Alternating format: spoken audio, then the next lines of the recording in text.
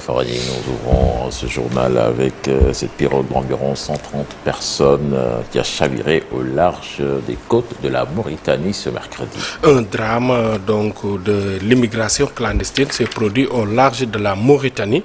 Une pirogue transportant environ 130 personnes a chaviré hier. Le bilan est lourd, au moins 40 morts et 80 disparus. Seules 17 personnes ont été secourues par les gardes-côtes mauritaniennes. La pirogue partie de Gambie avait à son bord des personnes d'origine sénégalaise et gambienne, Sertilla. Puis nous parlons justice à présent, après son polémique. La chanteuse, son clip polémique plutôt, la chanteuse Bibiche sera jugée ce vendredi. La polémique autour donc du clip Fumu Dal Barna prend une nouvelle tournure. La chanteuse plus connue sous le nom de Bibis Ndaye Maguette Ndiaye, âgée de 17 ans, a été déférée donc hier, mercredi au parquet en même temps que son Ibrahim Mariko alias Ivra, son réalisateur. Ils sont poursuivis à la suite d'une plainte du comité de défense des valeurs morales du Sénégal pour attentat à la pudeur, atteinte aux bonnes mœurs et diffusion d'images contraires aux bonnes mœurs. Devant les enquêteurs, elle a reconnu ses erreurs. Elle a aussi promis de ne plus tourner un clip de ce type.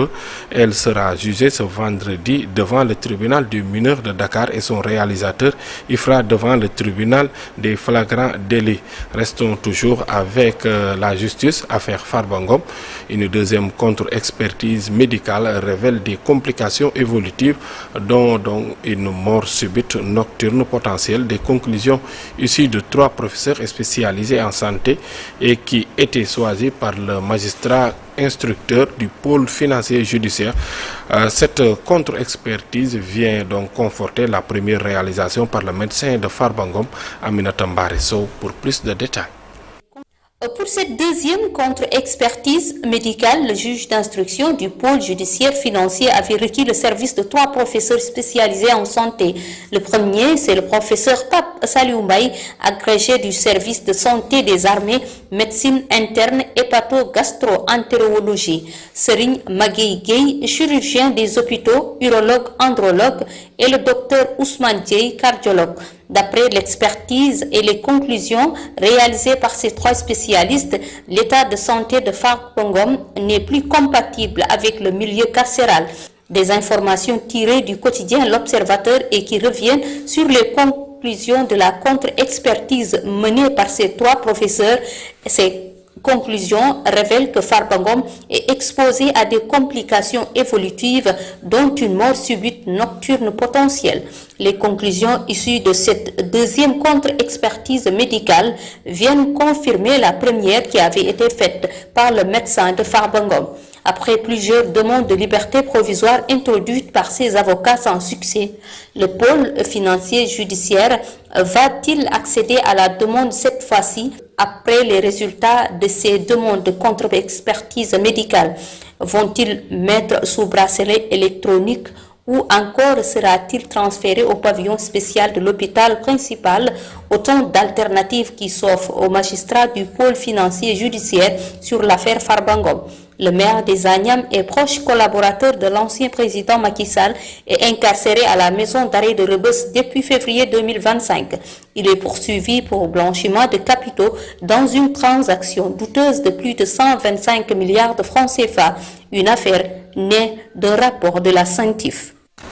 Paforaning l'AFTU et allait présenter ses condoléances à la famille du jeune Mamadou Seck, conducteur de moto Jakarta, mortellement heurté par un bus. Oui, c'est Mamadou Kamara, un jeune tchak-tchakman qui a perdu la vie après avoir été percuté par un bus Tata. L'association des transporteurs de Dakar AFTU, dirigée par son président Mbaye Amar, s'est rendue au domicile de la famille du défunt, accompagné de plusieurs associations d'usagers de la route. Les membres de l'organisation ont exprimé leur profond regret face à cette tragédie. Ils ont présenté leurs condoléances à la famille et se sont engagés à leur apporter leur soutien. Suivons les explications de Maba Diakhoufal, porte-parole de l'AFTU. Venu ici aujourd'hui accompagner le président de l'AFTU, M. Mbaye Amar, avec une très forte délégation, et le président Modou Ndiaye, qui est le président des régions des 2 roues du Sénégal, par rapport à ce qui s'est passé, c'est douloureux. Et que nous sommes venus transmettre nos condoléances aux familles éplorées et aux amis du défunt et ses collaborateurs. C'est vraiment douloureux et c'est vraiment dur. Et que nous, en tant qu'organe, en tant qu'acteurs, c'est un acte qu'on déplorons parce que l'acte a été vraiment violent. Nous ne sommes pas venus pour demander excuse, mais nous sommes venus pour passer nos condoléances et de faire rassembler les acteurs qui roulent sur la route, qui utilisent tous les usagers, que ce soit le moto, que ce soit le bus, que ce soit le véhicule particulier. Nous sommes une organisation qui lutte contre la réduction des accidents. Et que ce que nous voulons, c'est de faire le maximum de réduire les accidents de la circulation. Nous demandons à tous les usagers de se conformer et de se ressaisir pour avoir la discipline sur la route.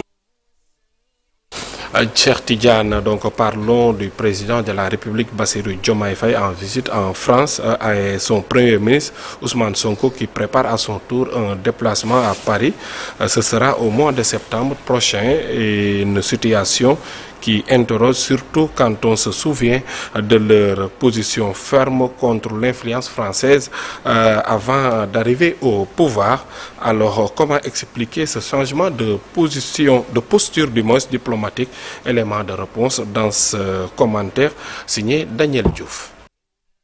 Le président de la République reçu à Paris ce mercredi et le Premier ministre attendu dans la capitale française en septembre prochain. Deux voyages hautement symboliques qui interrogent l'opinion publique.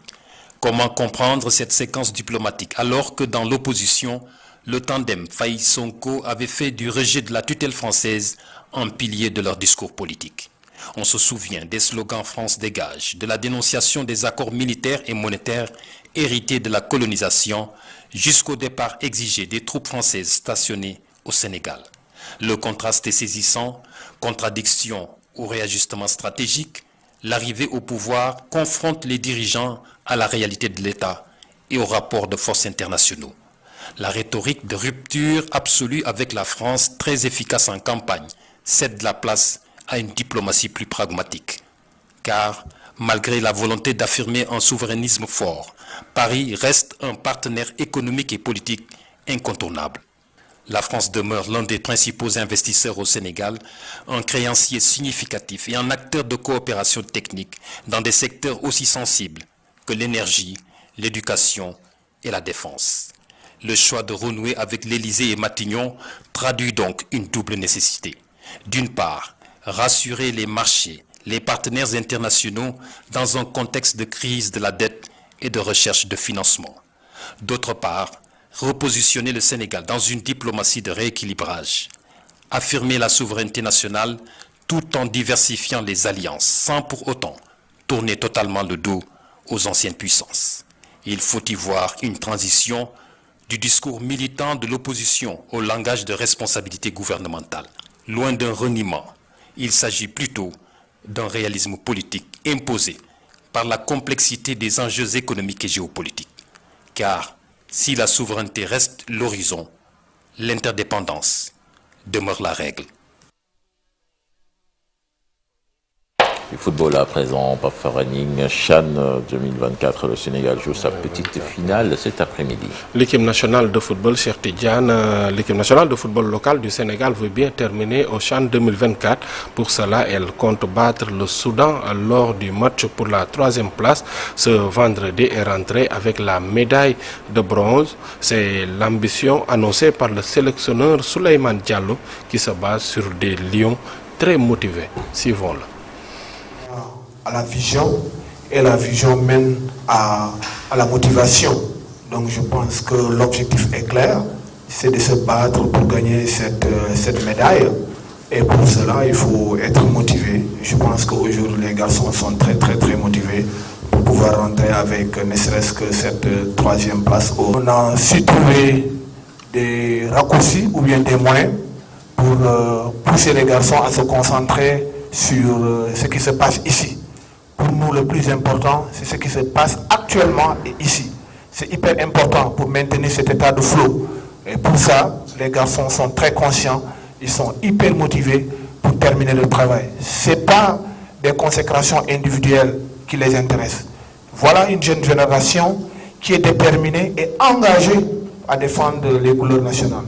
C'est les garçons qui sont là pour la cause commune, qui consiste effectivement à se battre jusqu'au dernier coup de sifflet final. Et le dernier coup de sifflet final retentira, Inch'Allah, demain. Et après, nous les aiderons à vraiment aboutir, à se concentrer sur leur carrière.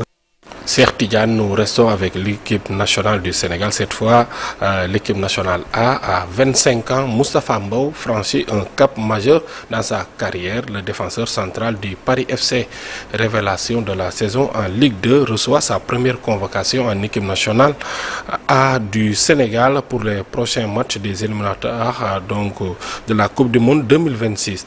Alassane Ba nous dresse son portrait.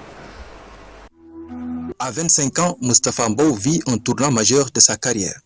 Défenseur central du Paris FC et révélation de la saison en Ligue 2 française, il vient d'être convoqué pour la première fois en équipe nationale par Pape Thiaw pour les prochains matchs des éliminatoires de la Coupe du Monde 2026. Né à Guédiawaye en 2000 et formé à l'Académie Darussalam, Mbow quitte très tôt le Sénégal pour rejoindre le stade de Reims en 2019. Après des prêts à Nîmes et en Belgique où il porta même le brassard de capitaine, il s'impose aujourd'hui comme un pilier solide du Paris FC. Cette saison, son gabarit imposant, sa lecture du jeu et sa précision dans les passes lui ont valu une place dans l'équipe type de Ligue 2 au trophée UNFP 2025. Pour lui, représenter le Sénégal n'est pas seulement un honneur, c'est la concrétisation d'un rêve d'enfance. Travailleur, patient et ambitieux, Moustapha Mbow incarne la nouvelle génération de défenseurs sénégalais prêts à défendre les couleurs nationales sur la scène internationale. Cet élément d'Alassane Ba met un terme à cette première édition de la matinale Info Matin, Cheikh Tidiane. Merci Pape Farani. On te retrouve dans quelques instants pour l'actualité internationale à suivre dans la deuxième partie de l'émission Le Diangat de Souleymane Niang à propos